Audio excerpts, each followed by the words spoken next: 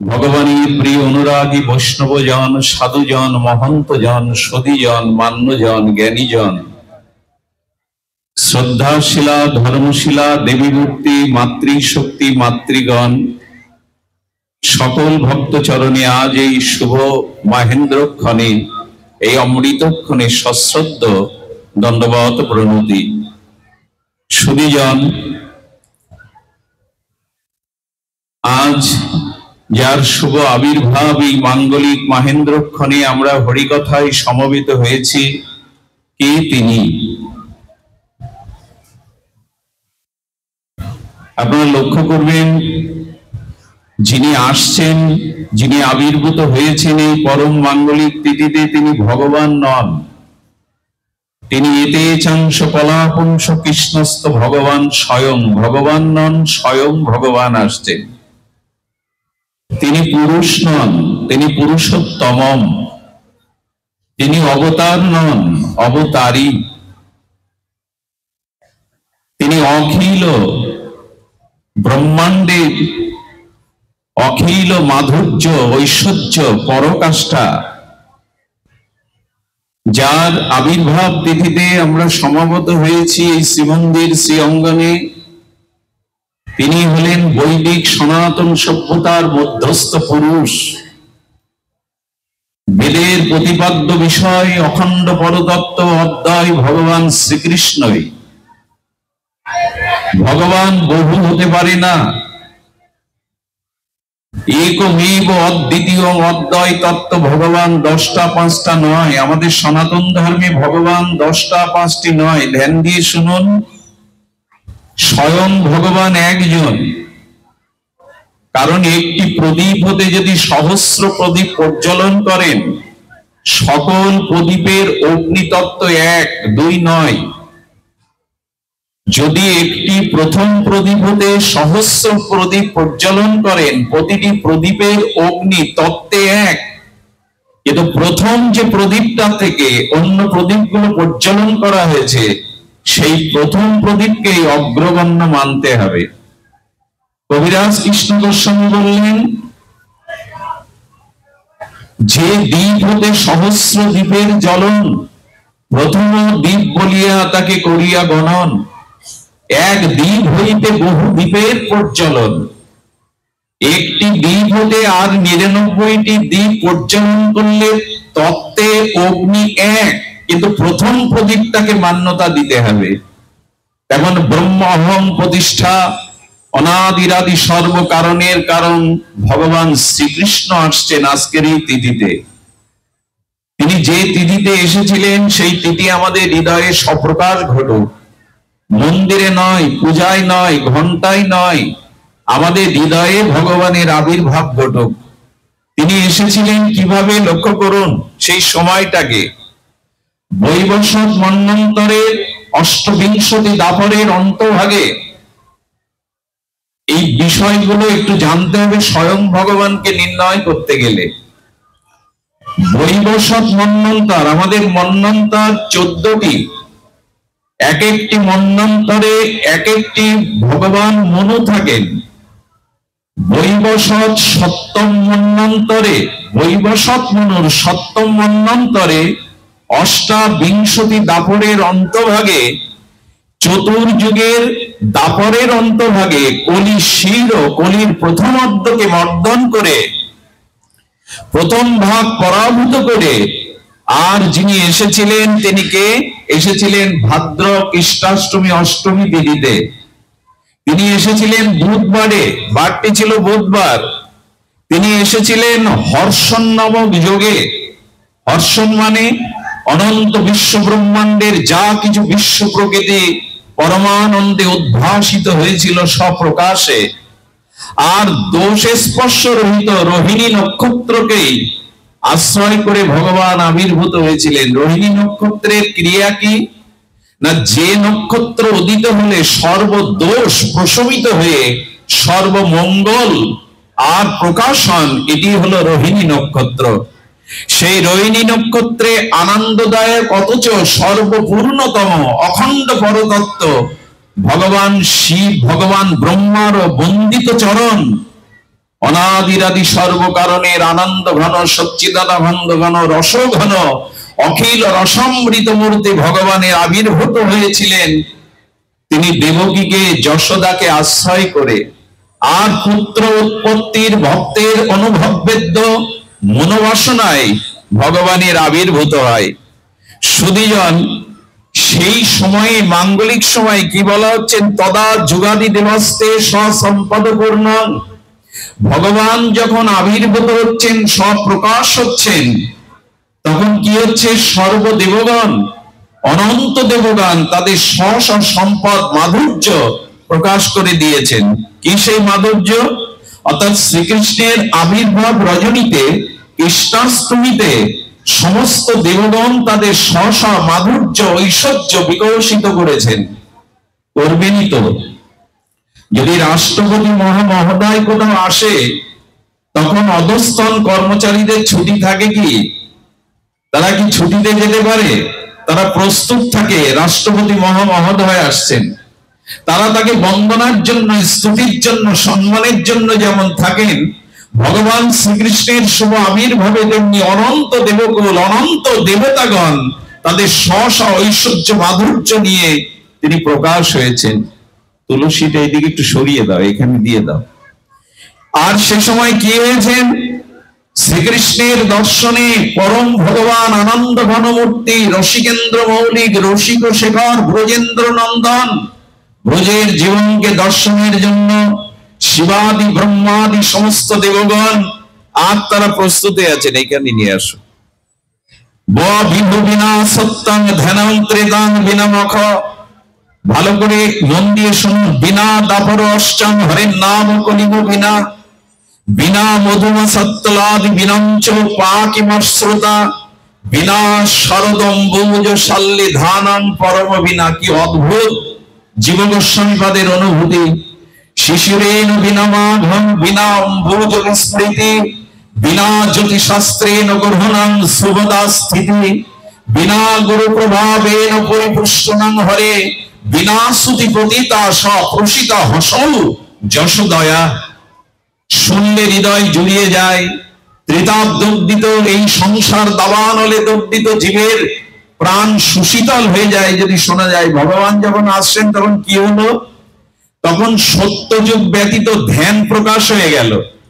ভগবান আসছেন দাপরে, কিন্তু সত্যযুগের যে ধ্যান এটা প্রকাশ হয়ে গেল। আর কি হলো না, এই বাবা আসতে কথা বলো না, ত্রেতা যুগের যে যজ্ঞ সেটি স্বপ্রকাশ হয়ে গেল। দাপার যুগের যে অষ্টম ধর্ম তা প্রকাশ হয়ে গেল।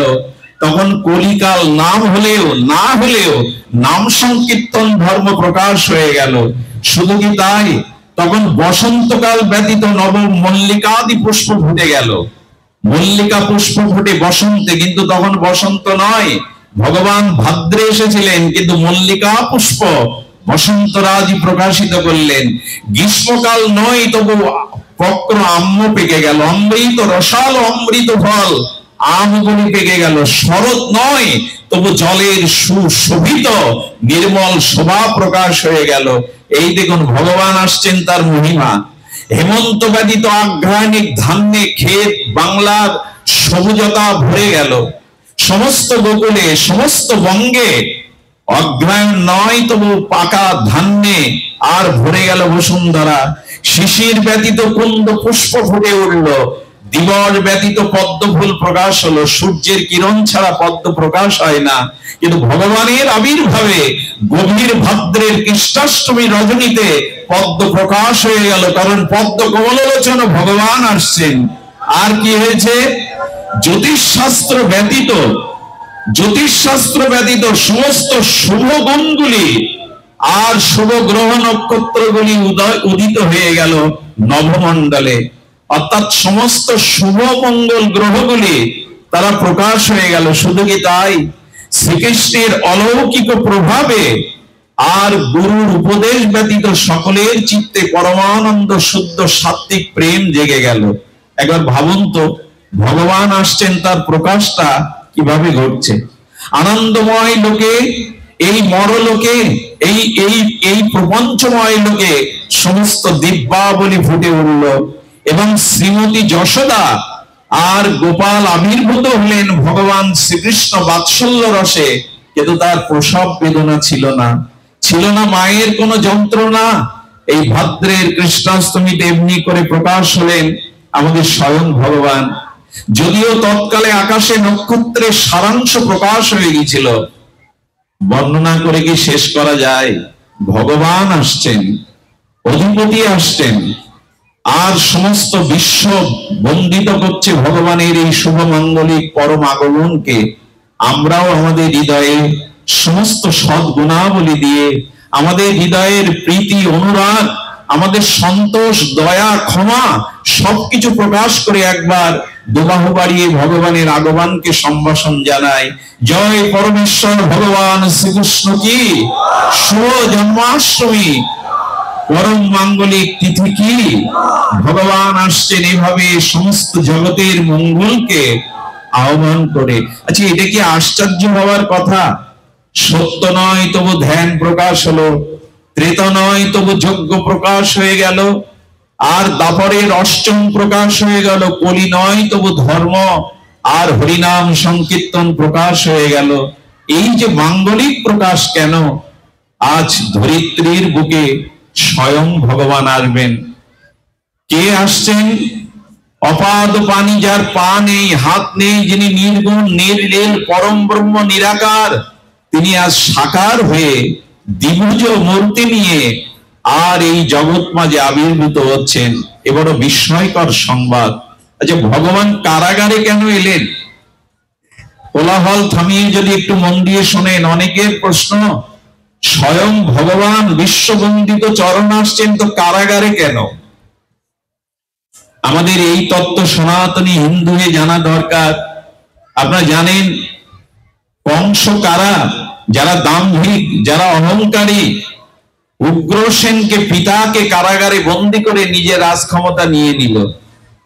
আর এই দাম্ভিক অহংকারী ভোগী লোভী কংস, যাদের কাম ক্রোধ দম্ভ মোহের প্রকাশ, সেই আসরিক গুণসম্পন্ন কংস কি করলো? প্রজাদের মনকে আর এই আঘাত থেকে, কষ্ট থেকে ফিরাবে বলে তারা কি করলো জানেন? সহধরা বন্যায় দেবকী, তবু তার বিবাহ বসুদেবের সাথে দিয়ে পুরো রাজ্যকে আলোকিত করলো। আনন্দের ছটায়, আলোক রোশনাই আর আনন্দে ছড়িয়ে দিল, যাতে মানুষের মন তার পিতাকে বন্দী করে ক্ষমতা নেওয়ার এই মন ঘুরে যায়। সুধীবৃন্দ, সবাই ভাবলো কংসের হৃদয় মনে দয়া এসেছে। আরে কংস হলো নারিকেলের মতো, বাইরে শক্ত, ভেতরটা কোমল। আরে দেবকী তার সহধরা বোন নয়, তবু তাকে বিবাহ দিয়ে আনন্দ উচ্ছলতায়, আলোকসজ্জায় পুরো গোকুলকেই তিনি ভরিয়ে তুলেছেন, মথুরাকে। কিন্তু কংসের মনো অভিনিবেশ কেউ বুঝতে পারেনি। একটু ধ্যান দিয়ে শুনুন। আর লোকের দৃষ্টিকে, নিজের অসুরত্বকে ঢাকবার জন্য বলল, আমার ভগিনীকে আমি নিজেই রথে করে পৌঁছে দেব, কারণ ভগিনীকে আমি ভালোবাসি। স্নেহ মমতা দেখে প্রজারা বলল, ধন্য রাজা, নিজের ভগ্নীকে মমতার কারণে আজ নিজে রথের সারথি হয়ে তাকে শ্বশুরালয় গমনের জন্য নিজে নিয়ে যাচ্ছেন। সংসারে এই যে মমতা, সংসারে এই যে একে অপরের প্রতি আসক্তি, এটা কতদিন জানেন? দেবতারা চিন্তা করলো কংসের এই যে প্রজাদের প্রতি তার যে কৌটিল্য, কুটিলতা, এটা প্রকাশ করে দেবে বলে দেবতারা দৈববাণীর দ্বারা বললেন, অষ্টম গর্ভের সন্তানই তো তোমার মৃত্যুর কারণ, মূর্খ। তুমি জানো না, যাকে এত আদর করে, যাকে এত মমতা করে, স্নেহবৎসলা হয়ে যাকে শ্বশুরালয়ে পৌঁছে দেওয়ার জন্য নিজে সারথি হয়েছ, তার অষ্টম গর্ভের সন্তানই তোমার মৃত্যুর কারণ হবে। আচ্ছা, দেবতাদের এই বলাতে কংস তার পূর্বের স্বভাব প্রকাশ করলো, আর এলো চুলকে মুষ্টিবদ্ধ করে খোলা তলোয়ার বের করে হত্যা করতে গেল। সর্ববেদান্ত সার ভাগবত বলে দিলেন, এই দেখো, এই জগতে মমতা কত সময়, যতক্ষণ তার সাথে তোমার স্বার্থের দেয়া নেওয়া আছে। যখনই তার কাছ থেকে আর উপকার পাবে না, তার কাছ থেকে আর কোন নিজের স্বার্থ তুমি পাবে না, তখন সে শত্রু। একটু আগে সজল নয়নে যাকে মমতায় পৌঁছে দিচ্ছিল, তাকে হত্যার জন্য উদ্যত হলো। এই সংসারের ধর্ম তেমনই, যতদিন দিতে পারবেন অন্যের প্রয়োজন মিটাতে পারবেন, সংসার ততদিন আপনাকে চাইবে। যেদিন সংসারে আর কারো প্রয়োজন মিটাতে পারবেন না, আপনার থেকে আর কেউ সুখ নিতে পারবে না, যখন আপনারই সে প্রতিকূল অবস্থায় দাঁড়াবে, তখনই আপনি তার শত্রু হয়ে দাঁড়াবেন। ওগো জগৎ, এই দেখো জগতের ভালোবাসা, এই দেখো জগতের পরিণতি। যে বোনকে স্নেহ আর মমতায় আসক্তিতে পৌঁছে দিতে যাচ্ছে, তাকে হত্যার জন্য উদ্যত হলো। বসুদেব নিবেদন করলেন, স্ত্রী হত্যা কোনো পুরুষের পক্ষে কাম্য নয়। প্রজাগণ দেখছেন, তুমি ভূপতি, তুমি রাজা। পতি কে জানেন? পতি যে স্ত্রীকে রক্ষা করতে পারে। পা ধর্ম থেকে রক্ষা শব্দ এসেছে, রক্ষাতে ইতিপতি, অর্থাৎ পত্নীকে যিনি রক্ষা করতে পারেন, পত্নীকে ভরণ পোষণ শুধু নয়, তার আত্মমর্যাদা, তার জীবন, তার সম্মানকে যিনি রক্ষা করার জন্য জীবন উৎসর্গ করেন, তিনিই পতি। কংস, নারী হত্যা উচিত নয়। তোমার মতো বীর ও ভোজপতি রাজার প্রতি স্ত্রী হত্যা কখনো। আচ্ছা কংস, দেবকী তো তোমার হত্যার কারণ নয়, তার গর্ভের সন্তানই তোমার হত্যার কারণ। কংস বলল, তাহলে তোমাদের বন্দি দশায় রাখা হবে, সন্তানগুলিকে আমাদের তুলে দেবে। এ কথা আপনাদের জানা, কিন্তু তত্ত্ব কি? তত্ত্ব যেটি, সেটি ভগবান নির্ণয় করছেন। আর শৃঙ্খলিত অন্ধকার কারা প্রকোষ্ঠে চোখের জলে আর বসুদেব এবং দেবকী ভগবানকে ডাকছেন। কি সংকেত দিলেন জানেন? আমরা যারা সংসারে আছি, তারাও এই সংসারটা কারাগার হয়ে গেছে আমাদের। এর একটি কারণ শুনুন। সংসারে কারাগার কখন হয়? আমাদের হাতেও দেবকী বসুদেবের মতো শৃঙ্খলিত কখন হয়? আমরা বন্দী কখন হই? আমরা কখন এই কারাগার প্রকোষ্ঠ অন্ধকারে পতিত হয়ে মোহগ্রস্ত শৃঙ্খলে আবদ্ধ হয়ে যায়? ব্রহ্মা বলেছিলেন, তাবদ গ্রহদাস্তেনা কারাগৃহম গৃহম তাবদ মোহনী গর যাবৎ কৃষ্ণ নতে জানা।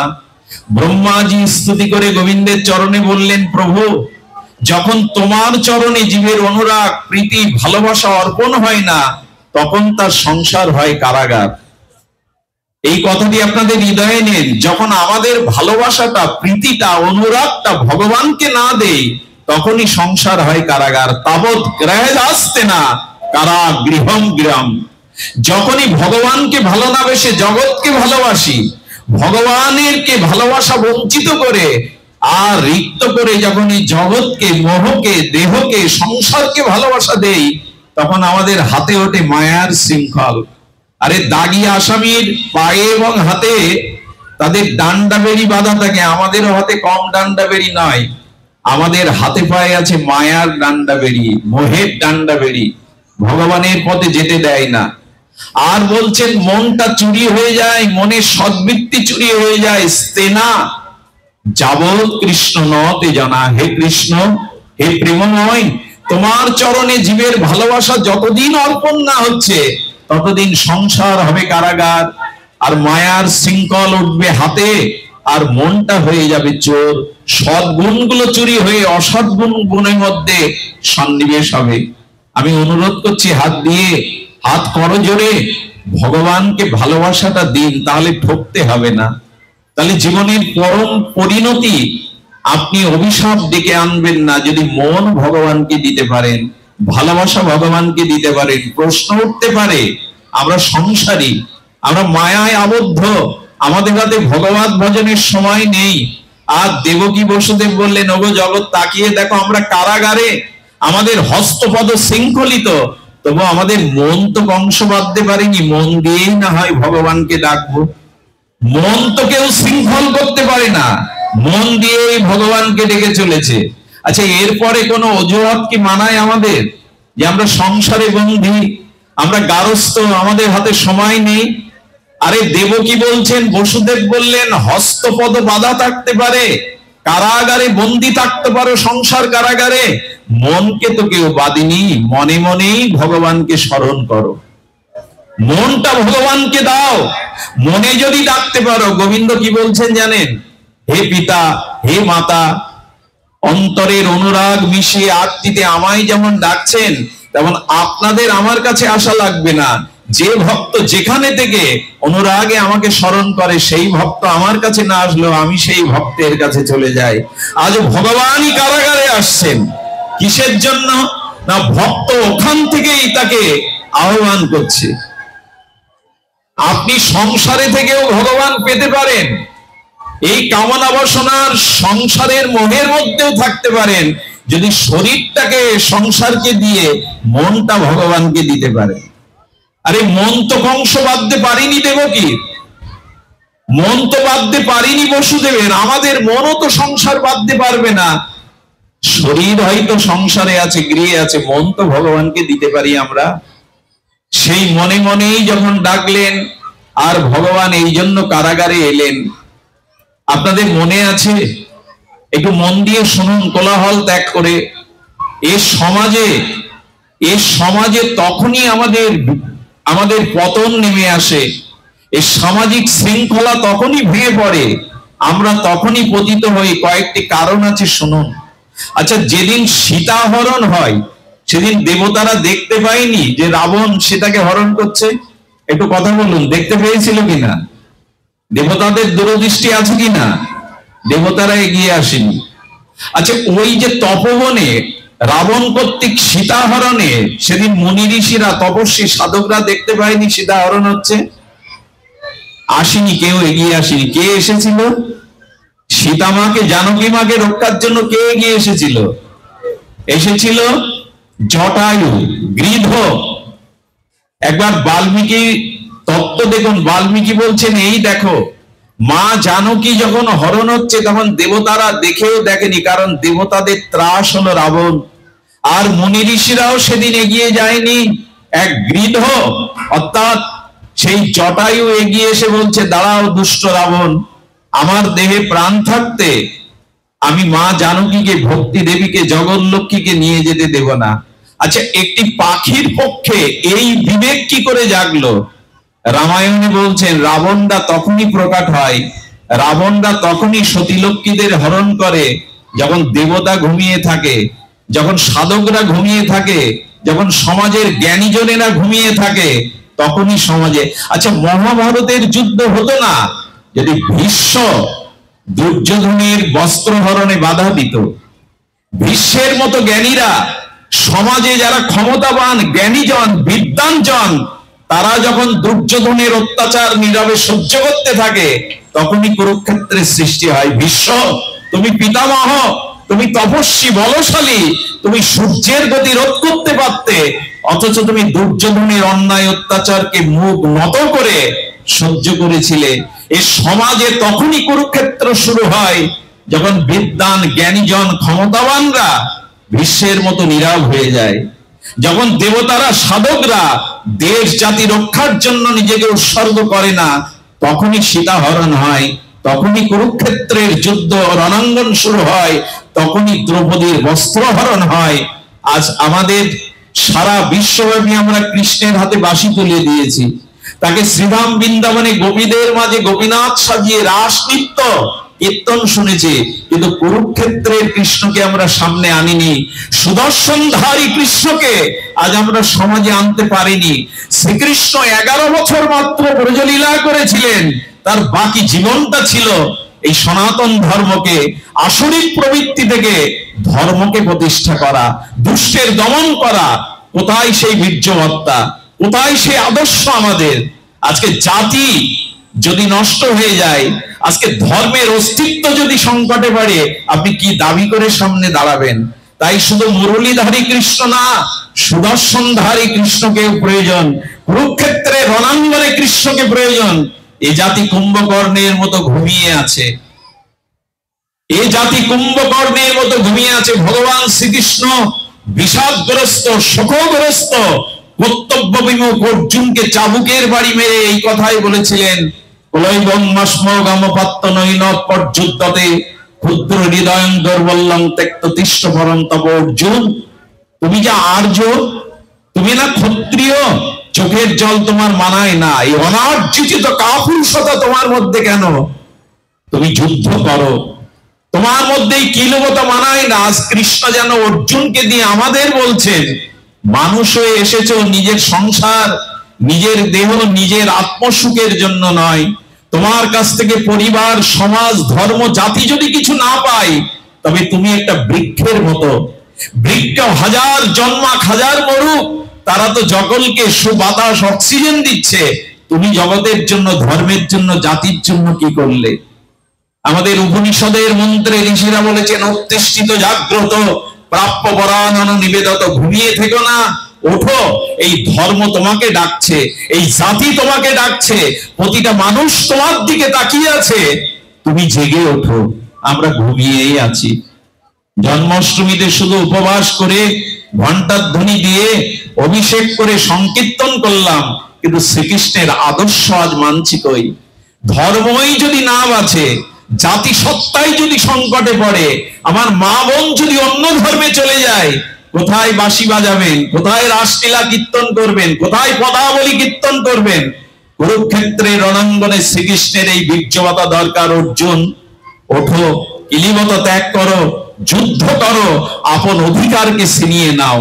এই বাণী আজ আমাদের কানে যায় না। তাই অনুরোধ করব, নিজের জন্য বেঁচে থাকাটা বেঁচে থাকা নয়। জাতি যদি, ধর্ম যদি আপনার কাছ থেকে কোনো সহায়তা না পায়, তবে জগতে আসা যাওয়া, এই জন্ম মৃত্যু চক্রে আপনি ব্যর্থ একজন। আপনি মনুষ্য জীবনকে ধন্য করতে পারেননি। তাই উত্তিষ্ঠিত জাগ্রত প্রাপ্য বরানন নিবেদত। আর জটায়ু এসে রাবণকে বলছে, রাবণ, আমার প্রাণ থাকতে জানো কি, একটা গৃহ, একটা পাখি পর্যন্ত ধর্মকে রক্ষার জন্য এগিয়ে আসছে। এই হলো সনাতন সভ্যতা। আর আমরা ঘুমিয়ে আছি। শুধু অনুষ্ঠান সর্বস্ব নয়, শুধু লাইট, প্যান্ডেল, আলো সর্বস্ব নয়। তাকিয়ে দেখুন এই জাতির দিকে, তাকিয়ে দেখুন সমাজের দিকে, তাকিয়ে দেখুন ধর্মের দিকে। আপনাকে প্রয়োজন। আপনাকে সামনে আসতে গীতা, ভগবত, উপনিষদ, ঋষি, ভগবান জানাচ্ছেন।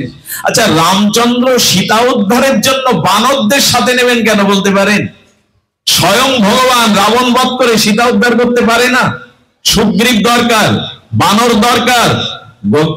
রঘুপতি রামচন্দ্র বললেন, আমি পারি সীতা উদ্ধার করতে, কিন্তু আমি জগতে আসি অযোগ্যকে যোগ্য করতে। আমি জগতে আসি সবাইকে একত্রিত করতে। সীতা উদ্ধার আমার কাছে কিছুই না। আমি বিশ্বেশ্বর, মর্যাদা পুরুষোত্তম, পূর্ণ ব্রহ্ম ভগবান। কিন্তু আমি কেন বানরদের ডাকছি জানো? কেন সুগ্রীবকে বন্ধু করছি জানো? কেন আমি সবাইকে একত্রিত করছি জানো? এই কারণে যে আমি যোগ্যতা দিতে আসি অন্যকে, পিছিয়ে পড়া মানুষকে এগিয়ে নিতে আসি। কোথায় আমাদের সেই বাণী? কোথায় আমাদের সেই চেতনা? জাতি, ধর্ম রক্ষার জন্যই ভগবান আপনাকে আহ্বান করেছেন। ওঠো, জাগো। এই জাতি তোমার কাছে কিছু আশা করে। পরম পুরুষ রামকৃষ্ণদেব বলেছিলেন, মানুষ হয়ে যখন এলি একটা দাগ রেখে যা, এমন কিছু করে যাও যাতে জাতি, ধর্ম তোমাকে স্মরণ করে। আর সেদিন গৃহকে জিজ্ঞাসা করা হলো, জটায়ু, জটায়ু, ত্রিলোক বিজয়ী রাবণ, দেবতাদের ত্রাস, তুমি কি পারবে? বলে, রাবণ অধর্মের জন্য লড়বে, আর আমি ধর্মের জন্য লড়বো। যে ধর্মের জন্য, সত্যের জন্য লড়ে, জয় তারই হয়। যদি বলেন জটায়ুর পতন হলো কেন? জটায়ু তার চঞ্চু দ্বারা রাবণের চোখে আঘাত করেছিলেন। রথ থেকে রাবণ মূর্ছিত হয়ে পড়েও গিয়েছিলেন। একজন জটায়ুকে বলছে, রাবণের চোখ দুটো তুলে নাও, যে চোখ দিয়ে সীতার মতো রমণীকেও সে কুদৃষ্টি দিয়েছে। বলো, কোনো অবচেতন মানুষকে, চেতনহীন মানুষকে আঘাত করা আমার বেদ ভাগবত বলেনি। অপেক্ষা করছিল রাবণ আবার কখন উঠবে। অন্যায় যুদ্ধে, অসম যুদ্ধে তলোয়ার দিয়ে তার পাগনা কেটে দিয়েছিল। যখন পড়ে আছে তখন জটায়ু বলল, মা, আমি উদ্ধার করতে পারলাম না। একজন বললেন, জটায়ু, খুব ভালো হয়েছে, এখন পাখনা কেটে দিয়েছে, উড়ে আর যেতে পারবে না। যেখানে ভগবান, যেখানে তীর্থ, সেখানে যেতে পারবে না, মরো তুমি। জটায়ু হেসে বলেছিলেন, আমি ভক্তি রক্ষার জন্য আর ধর্ম রক্ষার জন্য পাকা হারিয়েছে, আমার কোথাও যাওয়ার ক্ষমতা নেই। কিন্তু জেনে রাখো, যে ধর্মের জন্য জীবন উৎসর্গ করে, সেই ধর্মজ্ঞ ভগবানেরই এখন দেয় আমার কাছে। আমি ভগবানের কাছে যাব না, ভগবানই আমার কাছে আসবে, কারণ আমি ধর্মের জন্য নিজেকে উৎসর্গ করেছি। আচ্ছা, একটা কথা আপনাদের অনুরোধ করি, সীতা মা জানতেন কিনা যে সন্ন্যাসী বেশে রাবণ এসছে কিনা? এটা জানতেন কিনা? জগৎ জননী সীতার জানার কথা না যে সামনে কে দাঁড়িয়ে? সীতা জানে ও রাবণ সন্ন্যাসীর বেশ ধরে এসেছে। সীতা বোকা নয়, উনি আদ্যা শক্তি দেবী ভাগবতী, উনি জগৎ জননী ভগবানের লাদিনী শক্তি। উনি জানতেন রাবণ এসেছেন। কেন গণ্ডির বাইরে গেলেন? সীতার উত্তর দেখুন, মায়ের উত্তর দেখুন। সীতামা বলছে, আমি গৃহী, আমার দুয়ারে যদি কোনো অতিথি আসে তাকে ফিরিয়ে দেওয়াই অধর্ম, তাই আতিথ্য ধর্ম, আমি ধর্ম ত্যাগ করতে পারবো না। ধর্ম রক্ষার জন্য বলেন, মা সামনে বিপদ, লক্ষণের গণ্ডি পার হলেই তো বিপদে পড়বে। সীতামা হেসে বলেছিলেন, সামনে বিপদ জেনে যারা ধর্ম ত্যাগ করে এরা কাপুরুষ, এরা ধর্মহীন ব্যক্তিত্ব। বিপদকে সামনে দেখে যারা ধর্মকে ত্যাগ করে তারা ধর্মজ্ঞ নয়, তাদের আত্মবোধ নাই।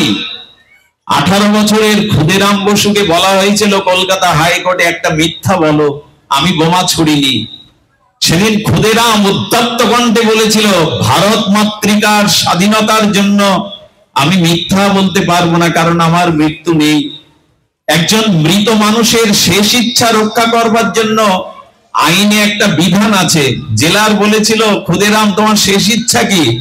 বলেছিল, জল্লাদ আমার মুখে কালো কাপড় দিতে পারবে না, আমি ফাঁসির দড়িটা নিজের গলে দেব। কেন জানো? আমি জগৎকে জানাতে চাই, গীতা আমাকে শিখিয়েছে আমার মৃত্যু নেই, আমার ধ্বংস নেই। এ দেহ বহুবার পরিবর্তন হয়, আত্মা অজর অমর সৎসত সনাতন, আমি মরি না। এই জন্য আমি নিজের গলায় ফাঁসির দড়ি দিয়ে বলবো যে আমি মৃত্যুকে ভয় পাই না, কারণ মৃত্যু আমার নাই, আমি অজর অমর সৎসত।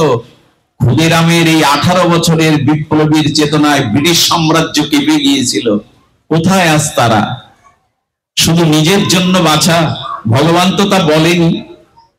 সুধীজন, আজকের দিনে শুধু আবেগের দিন নয়, এটা ভগবান এসেছেন, আর তিনি এসেছেন ধর্মকে রক্ষার জন্য। সীতা বলল, যারা সামনে বিপদ জেনে আর ধর্মকে ত্যাগ করে তারা ধর্মের তত্ত্ব বোঝেনি। যখন সীতা হরণ হলো তখন বলছো, মা এখন কাঁদছো কেন? এখন তো বিপদ এলো, কে রক্ষা করবে তোমায়? সীতা মা দীপ্ত কণ্ঠে বলেছিল, ধর্ম রক্ষিত ধর্ম, অর্থাৎ যে ধর্মকে রক্ষা করে ধর্ম তাকেই রক্ষা করে, জেনে রেখো।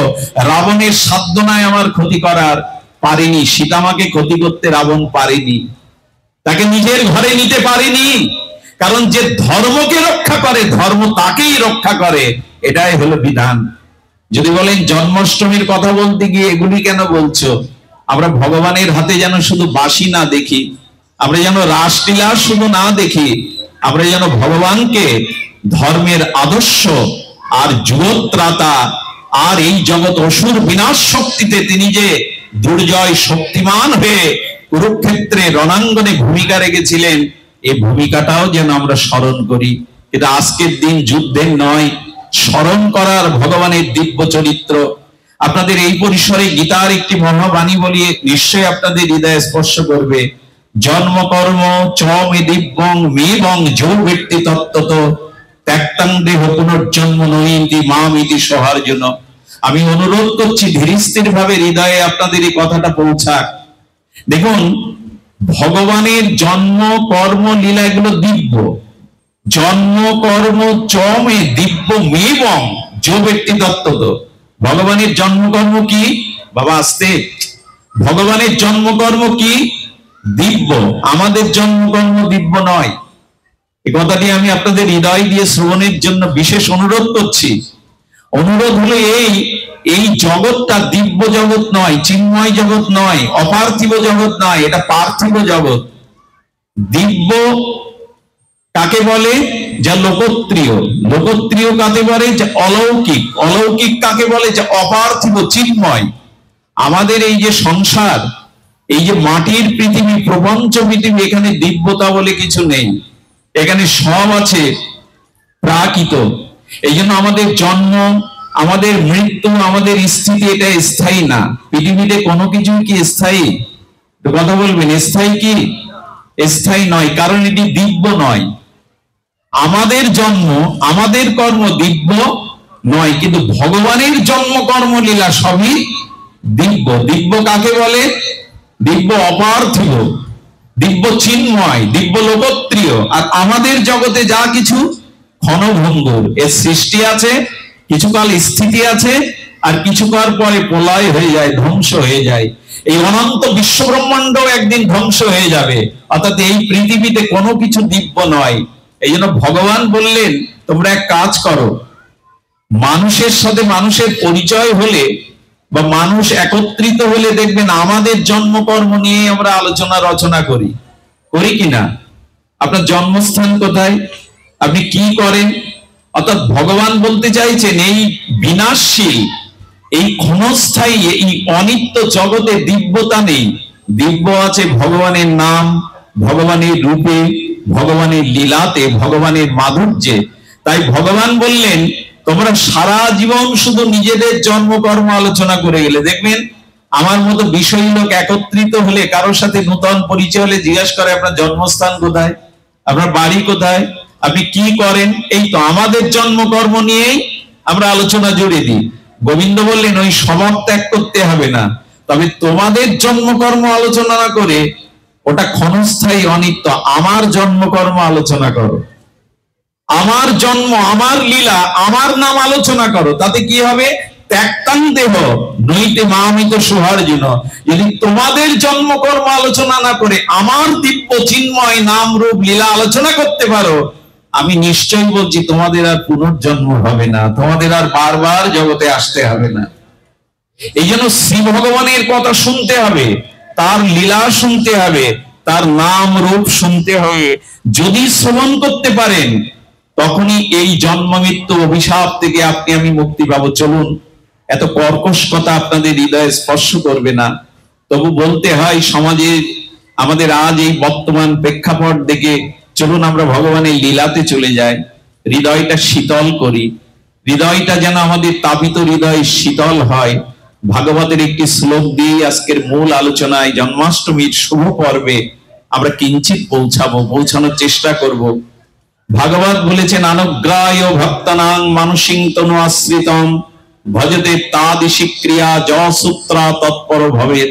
এই দেখুন, ভগবান বলছেন ভক্তকে, জীবকে অনুগ্রহ করবার জন্য ভগবান অবতরণ করেন, অপ্রপঞ্চ থেকে প্রপঞ্চে অবতরণ করেন। কেন? ভক্তকে করুণা করবে বলে, জীবকে করুণা করবে বলে, করুণায় অবতীর্ণ। অর্থাৎ ভগবান অসুর বিনাশ তার লোক থেকে করতে পারে। একটা মেন সুইচ অফ করে দিলে যেমন বাড়ি সব অফ হয়ে যায়, অসুর বিনাশের জন্য ভগবানকে জগতে আসতে হয় না, ওটা অংশ অবতার দিয়ে পারে। নিজে কেন আসে জানেন? ভক্তকে করুণা করবার জন্য, জীবকে কৃপা করবার। অনুগ্রায় ভূতানাং মানসিং তনু আশ্রিতম। আচ্ছা ভগবান, তুমি মৎস্য রূপে এসেছো, কূর্ম রূপে এসেছো, বরাহ রূপে এসেছো, তুমি রাম রূপে, কৃষ্ণ রূপে কেন এলে? বলে এলে এই জন্য, এখানে যদি মাছ ভগবান উদয় হয় আমরা মিশতে পারবো, আনন্দে তার সাথে গোলাগুলি করতে পারবো। এখানে বরাহ রূপে ভগবান যদি উদয় হয়, শুকর রূপী ভগবান, আমরা তার সাথে খেলতে পারবো। এই জন্য ভগবান আমাদেরই মতো মনুষ্য তনু ধরে, সেই চিন্ময় দিব্য অচিন্ত পুরুষ আজ আমাদের মতো দুটো পদ, দুটো হস্ত নিয়ে আর অরিন্দম সুন্দর হয়ে আমাদের মাঝে নেমে আসছেন, আমাদের অনুগ্রহ করবার জন্য, আমাদের কৃপা করবার জন্য। ভগবান বললেন, যসূত্র তৎপর ভাবে, তোমার একটি মাত্র কাজ, তুমি আমার সেই দিব্য লীলাকে সাধু সঙ্গে শ্রবণের জন্য তৎপর হও। তৎপর হয়েছেন বলে সেই সন্ধ্যা থেকে রাত 9টা পর্যন্ত এভাবে অপেক্ষামান আছেন আপনারা। এই যে ভগবানের কথা শোনার জন্য যে লালসা, একটা কথা শুনে রাখুন, হরি কথাতে যতদিন আপনার রুচি না হবে, সাধু সঙ্গে ভগবত কথা প্রসঙ্গে যতদিন আপনার রুচি না হবে, ততদিন ভক্তি জগতে আপনি একটি পাও এগিয়ে যেতে পারবেন না। আপনি যতই দান করুন, যতই তীর্থ পর্যটন করুন, যতই আপনি পুণ্য কর্ম করুন, সকল কিছু একরকম বৃথা হবে যদি সাধুর সঙ্গে হরি কথাতে রুচি কারো না হয়। হরি কথাতে রুচি না হওয়া পর্যন্ত আর আমাদের এই জগতে মোহ যাবে না। এই জন্য গীতায় বারবার বলেছেন ভগবান, আমার কথা শ্রবণ করো। সুধীজন, আজকে সেই অবসর, ভগবানের দিব্য লীলা চরিতাবলী শ্রবণের জন্য আসুন। ভগবান বলেছেন, যসূত্রা আমার কথা শ্রবণের জন্য তৎপর হও। ভুলে যাও হাত ঘড়ির কথা, ভুলে যাও কালের সময়, ভুলে যাও, কারণ মৃত্যু যে কোনো সময় আসতে পারে। আগামীকাল সাধু সঙ্গে হরিকথা শুনতে পাবো এই ভাগ্য আমাদের নাও হতে পারে। এই জন্য যেটুকু সময় হাতে আছে এই বর্তমানকে সাধু সঙ্গে হরিকথাতে কাজে লাগাও। সুধীবৃন্দ, চলুন ভগবানের আবির্ভাব স্থলিতে যাই। নন্দ আত্মজ উৎপন্নে জাত আহ্লাদ মহামানা। আহা, আজকে ভগবান আসছেন না, যেন আনন্দ আসছে। কি বলছেন ভগবতে? বলবেন নন্দ আত্মজ উৎপন্নে জাত আহ্লাদ মহামানা। অমল পুরাণ ভাগবত বলছেন কৃষ্ণ নয়, যেন আনন্দই জগতে আসছে। আজকে আমাদের হৃদয়েও সেই আনন্দ আর স্ফূর্তি, আনন্দের প্রকাশ হবে যদি হৃদয়ে ভগবানের অবতারকে, ভগবানের অবতীর্ণকে হৃদয় দিয়ে অনুভব করি। ভগবান এলেন, আপনারা জানেন, ভগবান যখন বসুদেবকে নির্দেশ দিলেন যাও দিয়ে এসো নন্দালয়ে আর নন্দ ভবনে গোকুলে আমাকে দিয়ে এসো, এই লীলা খেয়াল করে শুনুন। ভগবানকে যখন মাথায় করে বসুদেব নিয়েছে, সেদিন শ্যামল মেঘগুলো বলছে হে গোবিন্দ, হে অরিন্দম, হে সুন্দর, হে মনোহর, হে প্রাণপতি, আপনার গায়ের রঙও যেমন শ্যামল, মেঘ বলছে আমার বর্ণও শ্যামল। আমি যদি তোমাকে একটু সেবা করতে পারতাম তো মধ্যরাত্রে কি সেবা দেব? এই জন্য ঝড়ো ঝড়ো বৃষ্টি হয়ে গোবিন্দকে অভিষেক করাচ্ছেন আজ মেঘ। আজ মেঘেরও ইচ্ছা হলো ভগবানকে সেবা দেওয়ার, আমার ইচ্ছা হলো না ভগবানকে সেবা দেওয়ার। আজকের দিনে মেঘে ঝড়ো ঝড়ো শ্রাবণের বরিশনে গোবিন্দকে যেন স্নাত করছে। অনন্ত শেষনাগ বলরাম চিন্তা করলেন গোবিন্দের গায়ে বর্ষা লাগছে, এই জন্য অনন্ত নাগ ছত্র ধরে আজ গোবিন্দকে ছায়া দিচ্ছেন, যাতে গোবিন্দের অঙ্গে আর বৃষ্টির বিন্দু কষ্ট না পায়। বসুদেব যমুনার জলে নেমে দেখছেন যমুনা কালিন্দী হলো গোবিন্দের পত্নী, আর যমুনা দেবী বলছে, কালিন্দী বলছেন তুমি তো আমার পতি, পতিকে প্রথম পেয়ে যদি চরণে প্রণাম না করি, চরণ সেবা না করি, তবে আমার স্ত্রী ধর্ম, সহধর্মিণীত্ব ধর্ম কোথায় যাবে? তাই যমুনাও ভগবানের চরণকে বন্দনা করবে, জলস্ফীতি করে গোবিন্দকে কেড়ে নিলেন। হাই রে, যমুনারও স্বাদ হলো তার চরণ, রাতুল চরণকে সেবা করবার, শুধু স্বাদ হলো না আমার। যমুনা বসুদেবের কোল থেকে কেড়ে নিয়ে আর গোবিন্দকে নিয়ে খেলছেন, তার চরণ প্রক্ষালন করছেন, চরণে সেবা করছেন। বসুদেব যখন নন্দালয়ে দিয়ে এলো, আপনারা জানেন প্রভাতে যোগমায়াকে নিয়ে এলো আর দিয়ে এলো গোবিন্দকে। আমি একটা অনুরোধ আপনাদের কাছে করি, বসুদেব যখন কৃষ্ণকে বুকে নিয়েছিল তখন কারাগারে অন্ধকার ছিল না আলোয় ভরে গিয়েছিল? কি হয়েছিল? আলো তো কেউ জ্বালেনি। ভগবানের আবির্ভাবে স্বপ্রকাশে জ্যোতিতে, এর অর্থ ভাগবত বলছে তুমিও, তোমার হৃদয়েও অজ্ঞান অন্ধকার আছে, তুমি যদি ভগবানকে বুকে তুলে নিতে পারো, গোবিন্দকে বুকে তুলে নিতে পারো, হৃদয়ের অজ্ঞান অন্ধকার দূর হয়ে যাবে, প্রেম আলোকে উদ্ভাসিত হবে তোমার হৃদয়। ভগবানকে বুকে নাও। আর কি হলো? আচ্ছা, ওই হাত পায়ের শৃঙ্খল কি কেউ খুলে দিতে এসেছিল? গোবিন্দকে বুকে নেওয়ার সাথে সাথে শৃঙ্খল গুলো খসে পড়লো। ভাগবত সংকেত দিচ্ছে ভগবানের নামকে, ভগবানকে বুকে নাও, তাহলে তোমার মায়ার শৃঙ্খল খসে পড়বে। আচ্ছা, কারাগারের প্রকাশের বদ্ধ দরজা কি কেউ খুলে দিয়েছিল না খুলে গিয়েছিল? খুলে গিয়েছিল। মানে যদি ভগবানকে বুকে নিতে পারো, মুক্তির দুয়ার খুলে যাবে, প্রেমের দুয়ার খুলে যাবে, আর তুমি বন্ধ থাকবে না। আচ্ছা, যারা প্রহরী ছিল তারা কি চেতন ছিল না ঘুমিয়ে পড়েছিল? আমাদের বাধা কোথায় জানেন? বৃন্দাবনে যেতে, প্রেমের পথে যেতে বাধা হলো কাম ক্রোধ, এরা পাহারা দেয়, আমাকে যেতে দেয় না। বলে গোবিন্দকে যদি বুকে নিতে পারো, কাম ক্রোধ অচেতন হয়ে যাবে, তারা আর বাধা হয়ে দাঁড়াবে না। একবার নাও না গোবিন্দকে বুকে, একবার ভগবানের নামকে, ভগবানের বিগ্রহকে, তার দিব্য মাধুর্য মূরতিকে হৃদয়ে ধ্যানের দ্বারা নিয়ে নাও, হৃদয়ের অন্ধকার চলে যাবে, মায়ার শৃঙ্খল স্খলিত হয়ে যাবে, বদ্ধ দুয়ার উন্মুক্ত হবে, আর কাম ক্রোধ তোমাকে বাধা দেবে না। তুমি গোকুলের পথে, প্রেমের পথে যেতে পারবে, প্রেমের রাজ্যে পৌঁছাতে পারবে। একটাই শুধু দাবি, এই বুকে, কামকে বুকে না রাখে প্রেমকে বুকে রাখো। সংসারের মোহকে বুকে না রেখে, মায়াকে বুকে না কেড়ে মুখে ভগবানকে রাখো, তাহলে সব বাধা দূর হয়ে যাবে। এই তো সংকেত, এই তো আমাদের দিগদর্শন করছেন ভগবান। এরপরে বলি, যশোদা অঙ্গনে গোবিন্দ এসেছে, ভোরবেলা কেঁদে উঠলেন। কেন জানেন? আমি আসলে ঘুমাতে নেই।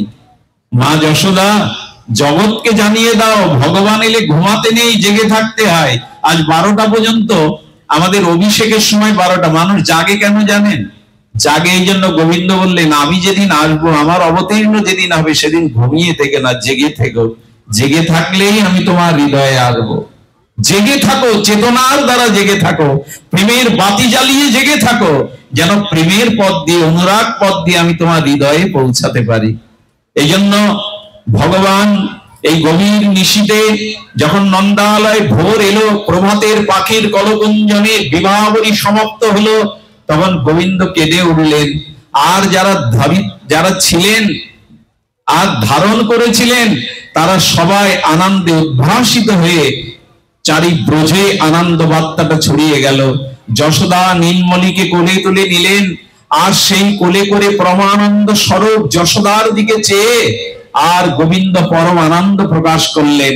নন্দ বাবা সকলকে আনন্দ দানের মহিমায় প্রকাশ করে পুরো গোকুলে যেন রঙীয় আবির রঙে ছড়িয়ে গেল। আনন্দ উৎসবে মাতোয়ারা হয়ে গেল। কানাই এসেছে, গোপাল এসেছে, সব থেকে বড় কথা আনন্দ এসেছে। ভগবান ছাড়া আনন্দ হতে পারে না। এই জগতে টাকা থাকতে পারে, রূপ থাকতে পারে, ক্ষমতা থাকতে পারে, কিন্তু এর দ্বারা শান্তি পাবেন, পরম আনন্দ পাবেন, এমন কোন কথা লেখা নাই। ধনীরা শান্তি পেত, ক্ষমতাবানরা শান্তি পেত, যদি শান্তি বা আনন্দ এ জগতের কোন বস্তুর দ্বারা পাওয়া যেত।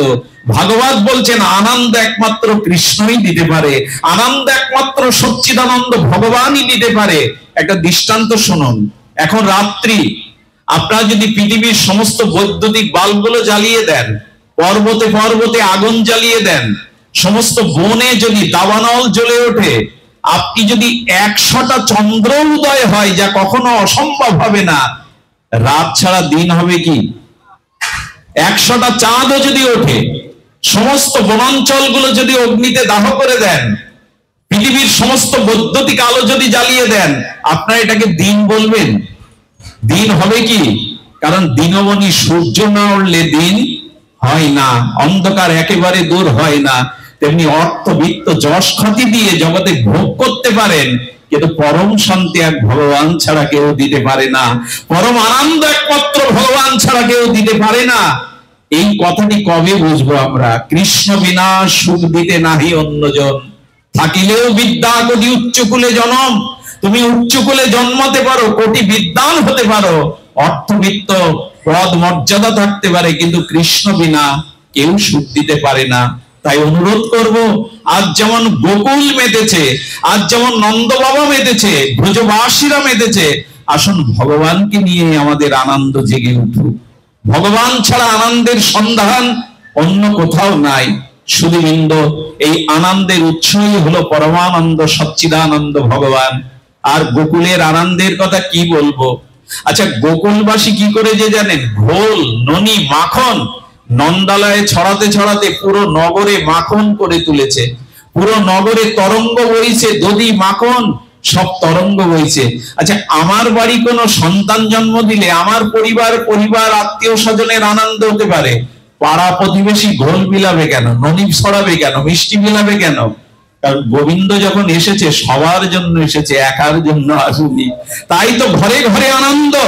আজ 5000 বছর পরেও এই এখানে মাঠের মধ্যে মন্দির চত্বরে আপনাদের হৃদয়ে আনন্দ কেন? সেই ভগবানের কথা শোনার জন্য, শ্রবণের জন্য না? উনি আনন্দ বলেই, ওনাকে স্মরণ করলেই দুঃখ দূর হয়, ওনাকে স্মরণ করলেই তাপ প্রশমিত হয়। এই জন্য ভগবানের লীলাকে আসুন স্মরণ করি। গোবিন্দের বাল্য লীলা একটু না বললে আজকের অনুষ্ঠানের অসম্পূর্ণ থেকে যাবে।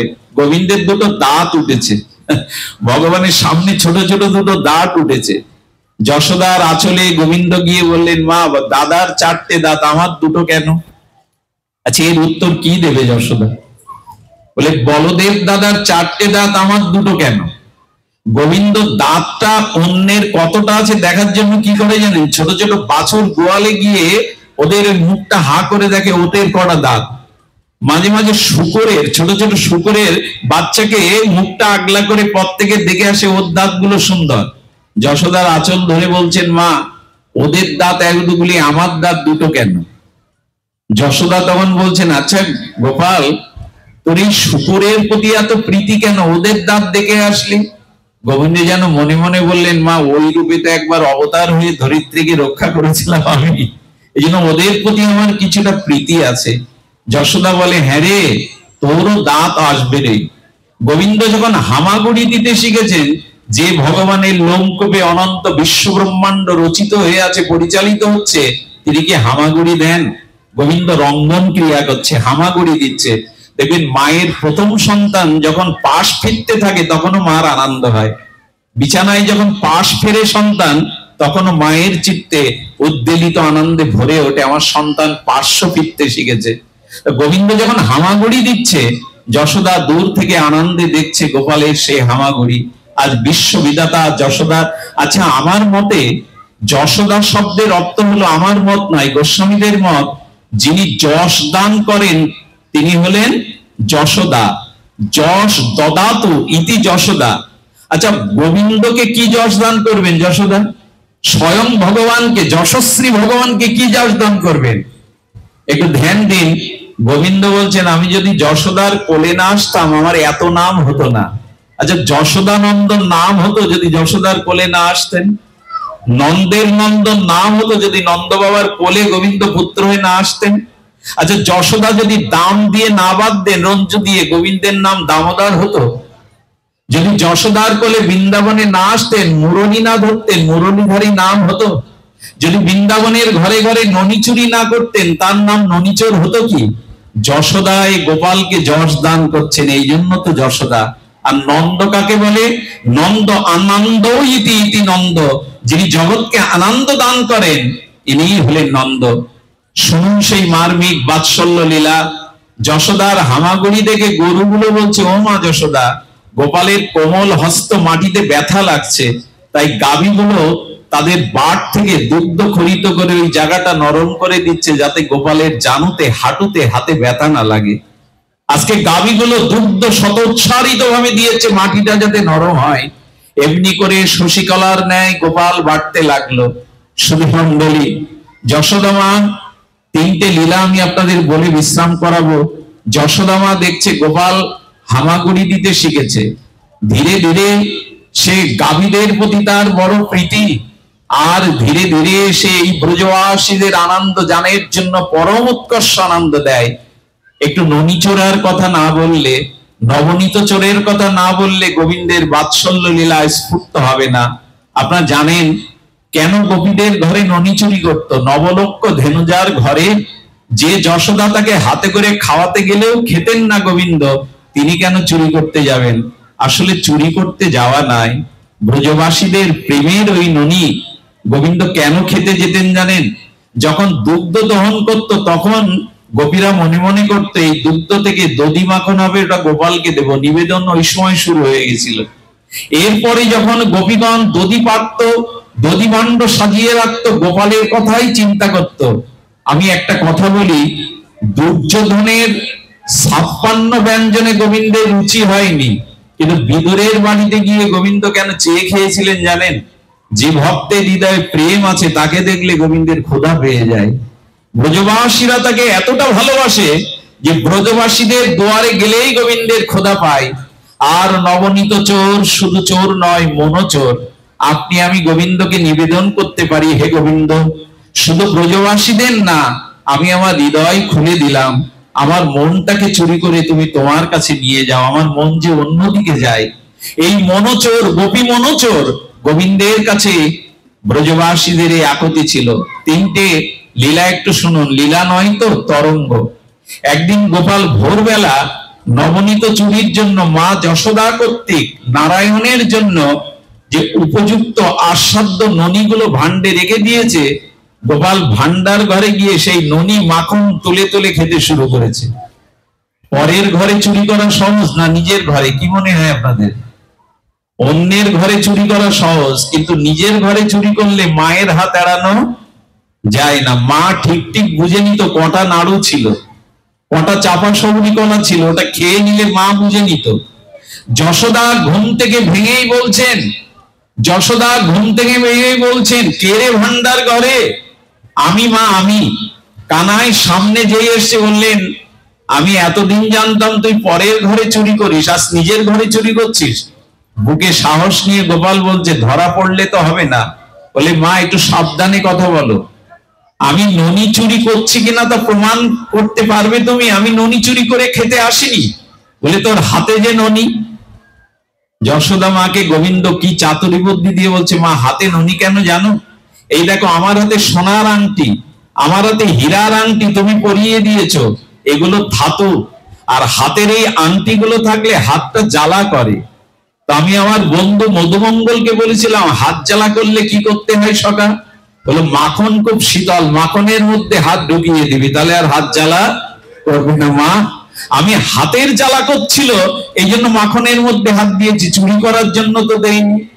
মনে মনে যশোদা বলছেন, বারে কি চাতুরি বুদ্ধি, কি বাক্য বিন্যাস।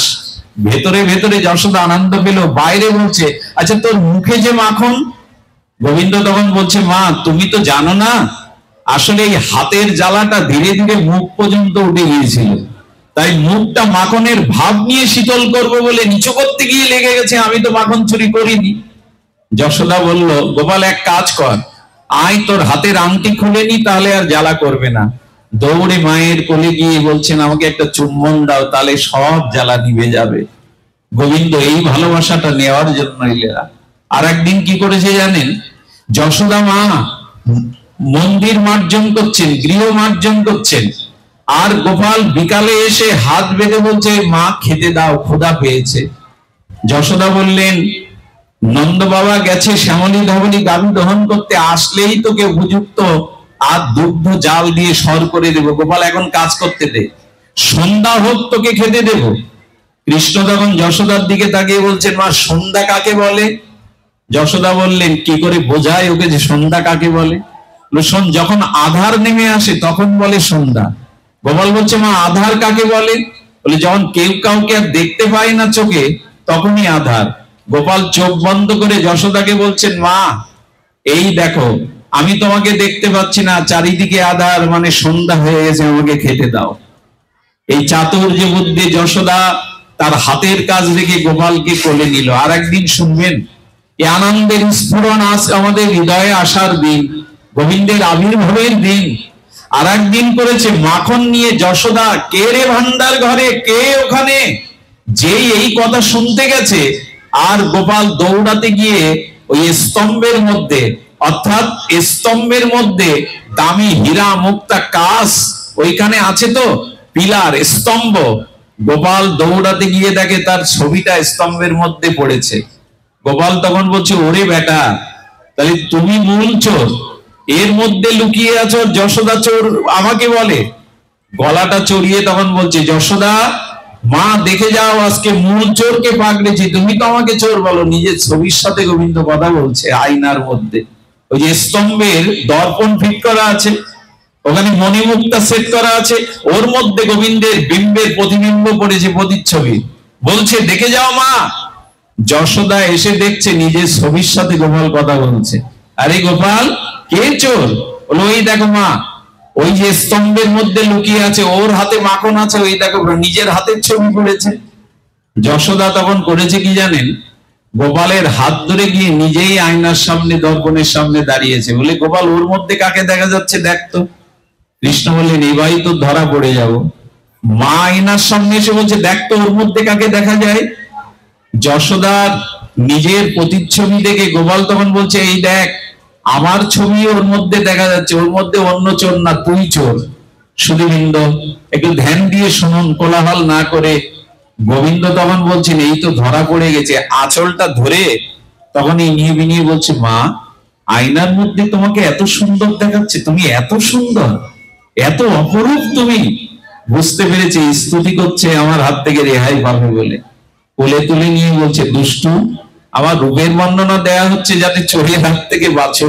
বলুন তো, এই লীলাগুলো শুনলে যদি ভক্ত হৃদয়ে আনন্দ হয়, যারা নিত্য নিরন্তর হরিনামের সাথে এই লীলাগুলো ভাবনা করে তাদেরই হৃদয়ে আনন্দ ধরে।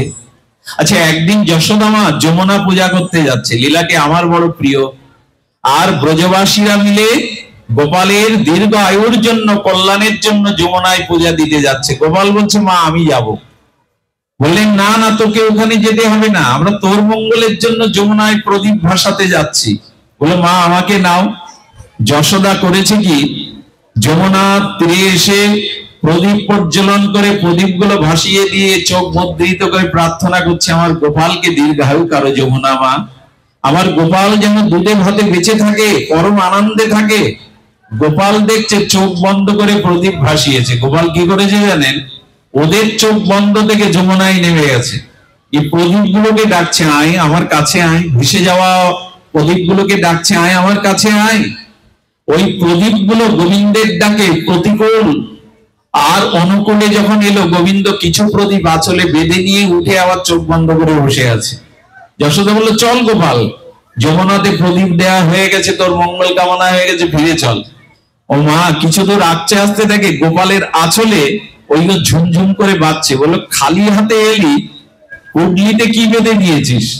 বলে, এখানে এসেও কিছু চুরি করেছিস? চুরি বিদ্যা তো যায়নি, কি নিয়েছিস দেখি। বললো, মা পরের পুটলি খুলে দেখতে নেই, পরের দ্রব্য এভাবে খুলে দেখতে নেই। যশোদা বলল, চোরের দেখা যায়, পরের না দেখলে চোরের পুটলি ব্যাগ খুলে চেক করা যায়, কি নিয়েছিস দেখি। দেখে যে প্রদীপ গুলো ভাসিয়েছিল সেই কিছু প্রদীপ গোপাল আবার তুলে নিয়ে আঁচলে বেঁধে নিয়েছে। কেন রে? গোপাল তখন সজল নয়নে বললে, মা আমার একটা স্বভাব আছে, শুনুন ভগবানের স্বভাব। বলে, আমার একটা স্বভাব আছে কি জানো? আমার সামনে কেউ ভেসে যাক এটা আমি দেখতে পারি না। এই জগতে আমার সামনে কেউ ভেসে যাক মৃত্যু চক্রে, এটা আমি দেখতে পারি না। তাই মা, এই জগতে যারা ভেসে যায় আমি তাদের ডেকে ডেকে বলি, আমার চরণে এসো, আর ভাসতে হবে না। আমার চরণে এসো, আর জন্ম মৃত্যু চক্রে তোমাকে যেতে হবে না। এই জন্য আমার সামনে কেউ ভেসে যাক এটা আমি চাই না মা। তাই তো আমি ওদেরকে ডেকে ডেকে আমার আঁচলে তুলে নিয়েছি। যশোদা তখন বললেন, অনেকগুলো প্রদীপ তো ছিল, সব প্রদীপকে কেন নিসনি? নিশ্চয়ই শুনছেন আপনারা। সেখানে বললেন, নেইনি কেন জানো মা? আমি সবাইকে ডাকি, এই সংসারে যারা ভেসে যাচ্ছে, কিন্তু তাদেরকেই কেবল নেই যারা আমার ডাকে সাড়া দিয়ে আমার চরণে আসে। যারা আমার আহ্বানে সাড়া দিয়ে আমার চরণে আসে, আমি এই জন্ম মৃত্যু স্রোত থেকে কেবল তাকেই আঁচলে তুলে নিই, তাকেই চরণে নিই। যে আমার ডাক উপেক্ষা করে সংসারে ভেসে যায় তাকে আমি নিতে পারি না।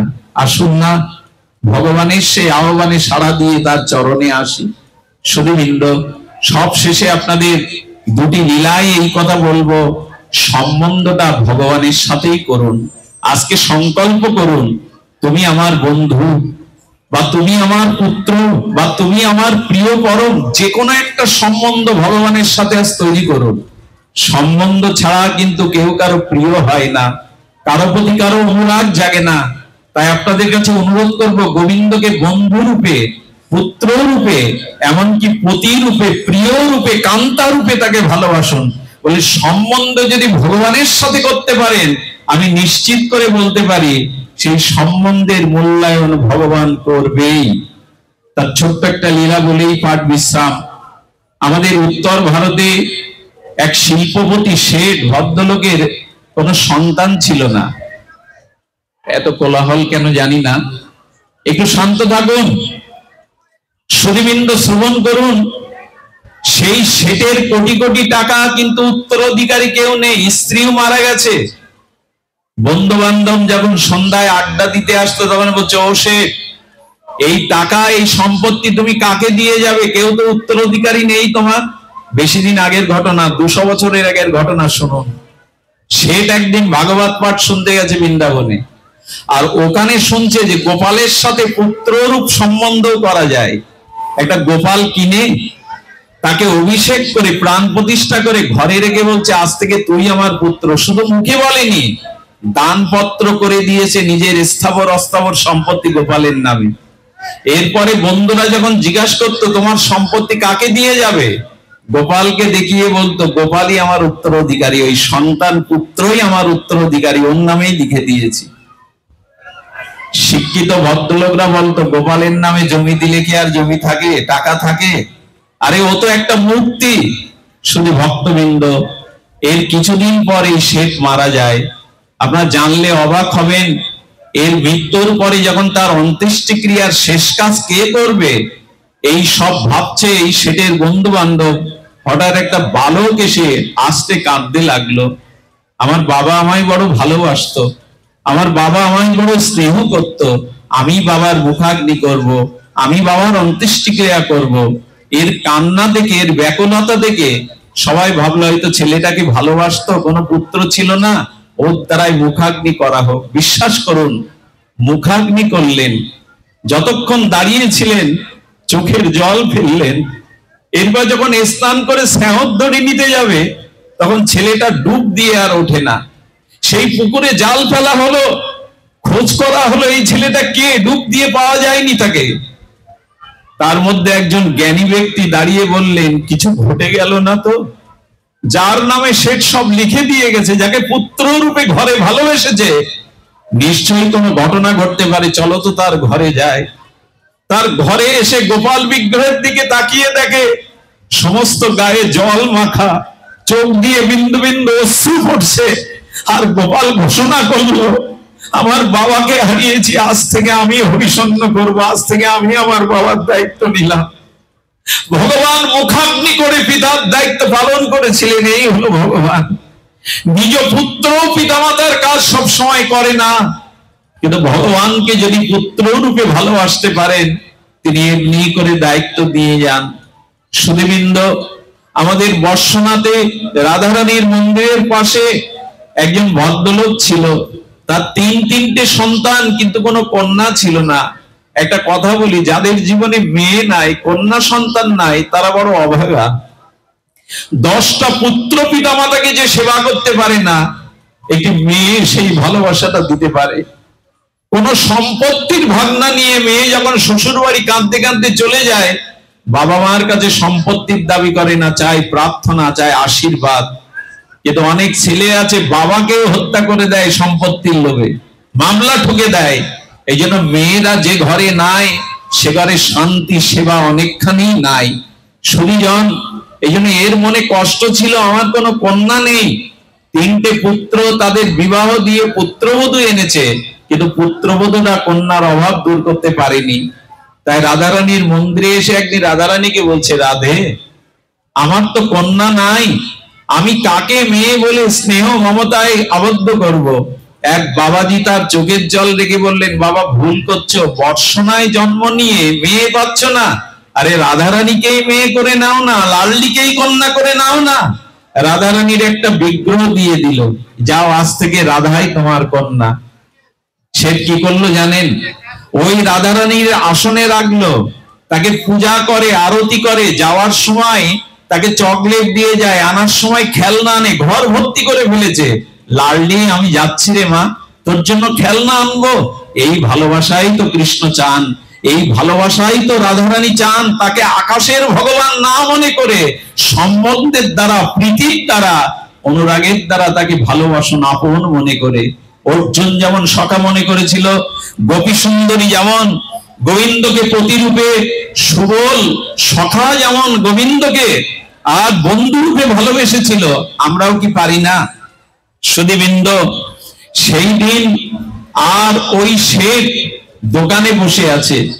ওই শেঠের বাড়িতে এক চুড়িয়াল আসতো। আপনারা জানেন শ্রীধাম বৃন্দাবনে মায়েরা সোনার অলংকার বেশি পরে না, তারা হাতে চুড়ি যতটা পরে, পায়ে নুপুর থাকবে ব্রজবাসীদের, আর হাতে চুড়ি থাকবে, পুরো হাত ভর্তি চুড়ি। এই জন্য এক ফেরিওয়ালা ওই শেঠের 3 পুত্রবধূকে প্রতি মাসে নূতন চুড়ি পরিয়ে আসতো। তো যেদিন চুড়ি পরাতে এসছে না, 3 পুত্রবধূ এসে হাত ভর্তি করে চুড়ি পরেছে। রাধারানী ঘর থেকে বলছেন, আমিও তো এই বাড়ির মেয়ে, আমারও তো চুড়ি পরতে স্বাদ হচ্ছে, কিন্তু বাবা কি মূল্য দিয়ে দেবে? রাধারানী রূপ প্রকট করে আর কিশোরীমণি রূপ ধরে ঘোমটাটা দিয়ে ফেরিওয়ালাকে বলছেন, আমাকে চুড়ি পরাও না। তার জ্যোতি দেখে, তার অঙ্গ গন্ধ থেকে বিমোহিত হয়ে বলছেন, এই ফেরিওয়ালা কে মা তুমি? এই ঘরে তো তোমাকে এর আগে দেখিনি। তো তোমার জানা ছিল না আমি এই বাড়িরই মেয়ে? আমি এতদিন এখানে ছিলাম না? আমাকে চুরি পরাও, বাবা মূল্য দিয়ে দেবে। রাধারানী হাতটা এগিয়ে দিল। ওই চুরিওয়ালা যখন রাধারানীর হাতটা দেখেছে না, তার চোখ সজল হয়ে গেছে।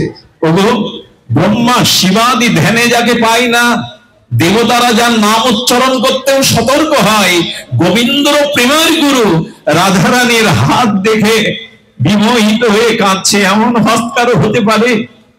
এমন আনন্দময় উজ্জ্বল রূপ কারো হতে পারে? মা ধন্য তুমি।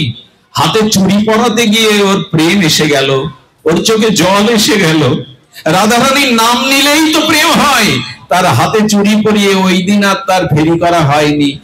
সন্ধ্যাবেলায় গিয়ে বলছে, বাবু আপনার এত সুলক্ষণা যে একটা দিব্য কন্যা আছে, আপনি তো বলেননি।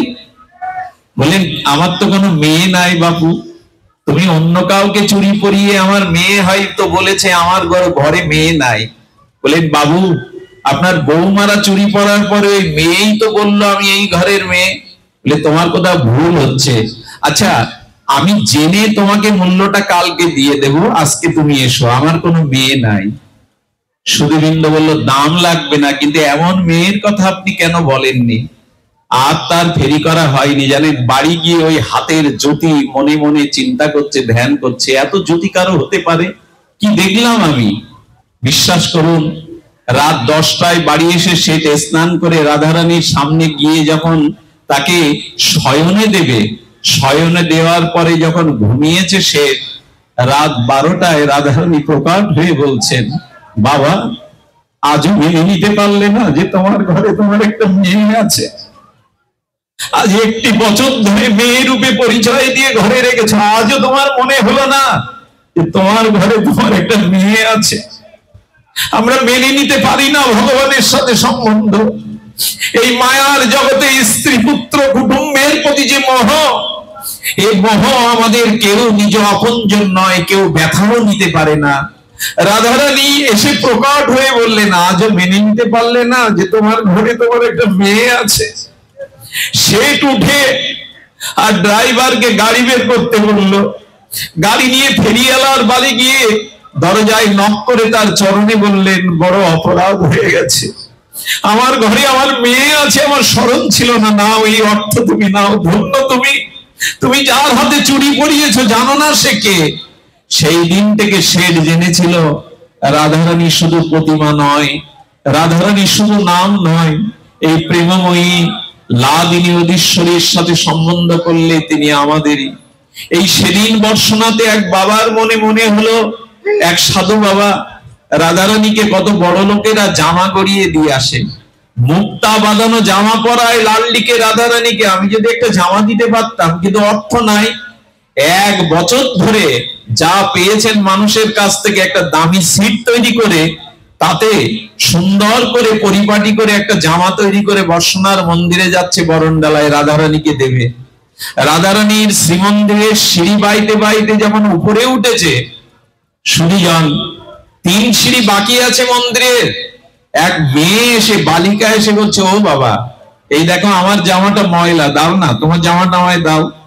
নীরব হয়ে মেয়েটার দিকে, আগন্তুক মেয়েটার দিকে তাকিয়েছে। এটা রাধারানীর জন্যই তো নিয়ে যাচ্ছিলাম।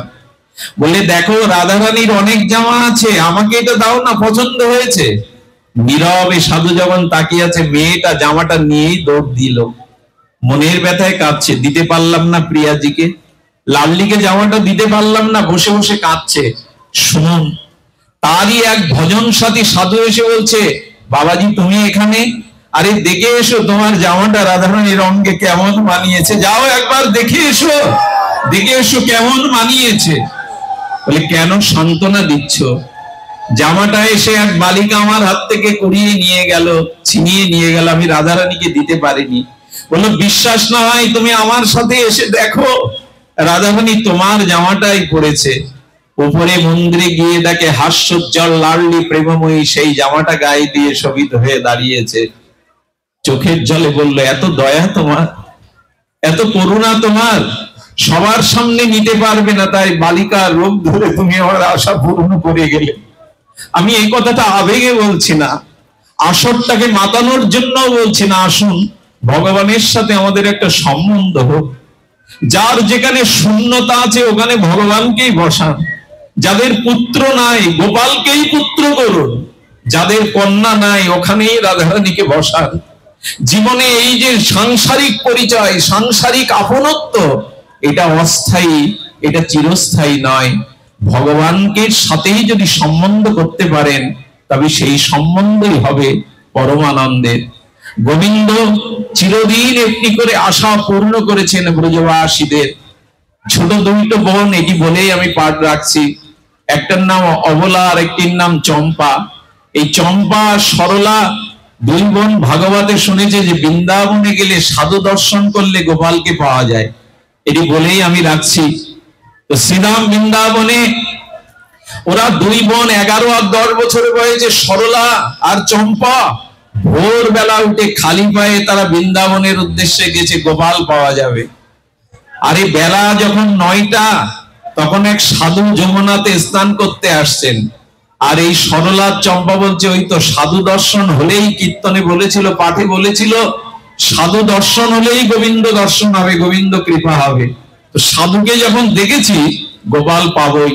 সাধু বাবা নিজের ঝোলাটা যমুনার তীরে রেখে বাহ্যক্রিয়া মলমূত্র ত্যাগ করতে একটু গভীরে গেছে জঙ্গলের। এর মধ্যে চম্পা এসে প্রথমে ব্যাগ থেকে গীতা বের করলো, নামের মালা বের করলো, এরপরে ছোট্ট একটা বাক্স বের করে তার মধ্যে তাকে হাকুড়ি গোপাল, এই গোপাল ছোট্ট গোপাল বসে আছে, ওরই সেবা করে। চম্পা তখন সরলাকে ডেকে বলছে, দিদি আয়না, এই দেখ গোপাল পেয়ে গেছি। সাধু দেখলে গোপাল পাওয়া যায় এ কথা সত্যই, দেখ গোপাল পেয়ে গেছি আমরা। গোপালের পা ভাঙা দেখে বলছে সাধু ভালো, কিন্তু সাধুর দয়া মায়া নেই। এই ছোট্ট কাঠের বাক্সের মধ্যে রাখতে রাখতে গোপালের পাটা ভাঁজ হয়ে গেছে, ভেঙে গেছে। আয়না সরলা, আমরা যে মাখন এনেছি গোপালের জন্য ওইটা একটু টেনে দিই যাতে পাটা সরল হয়, দাঁড়াতে পারে। আহা কি বিশ্বাস! সেই মাখন নিয়ে চোখের জলে গোপালের পা টানছে আর বলছে একটু দাঁড়াও না, একটু দাঁড়াও না গোপাল, তোমায় কেমন দেখায়। বিশ্বাস করুন, এই প্রেম আর অশ্রু জলে গোপাল সেই বাক্সের উপরে দাঁড়িয়ে গেল। যেমন রাধা রমন প্রকাট হয়েছিল, গোপাল ভট্ট গোস্বামীর ইচ্ছা পূরণের জন্য রাধা রমন শিলা থেকে প্রকাট হয়েছিল। আজকের যে বৃন্দাবনে রাধা রমন, তাও কিন্তু শিলা থেকে প্রকাট হয়েছিল। আপনি ঠিক তদুপরি আজ এমনি করেই প্রকাট হয়ে গেছেন। আর যখন গোপাল দাঁড়িয়েছে তখন অবলা সরলা বুকে দাঁড়িয়ে বলছেন, এই দেখ আমরা মাখন টেনে দিয়েছি, তাতে গোপাল দাঁড়িয়ে গেছে। যখনই সাধু ফিরে আসছে সরলা অবলা দৌড়ে পালিয়েছে, না জানি সাধু কি বলবে। সাধু যমুনায় স্নান করে উঠে দেখে তার হাকুড়ি গোপাল আজকে দাঁড়ানো। সুধীবৃন্দ কেঁদে কেঁদে বুকে করে বলছে, ও আমার জন্য তাহলে দাঁড়াওনি, কোন প্রিয় ভক্তের জন্য এমনি করে দাঁড়িয়েছো, তার প্রেমের কাছে, তার ইচ্ছার কাছে। গোবিন্দ সেদিন বলেছিল, জানো সাধু, সরলতার কাছে আমি সরল হয়ে দেখা দেই।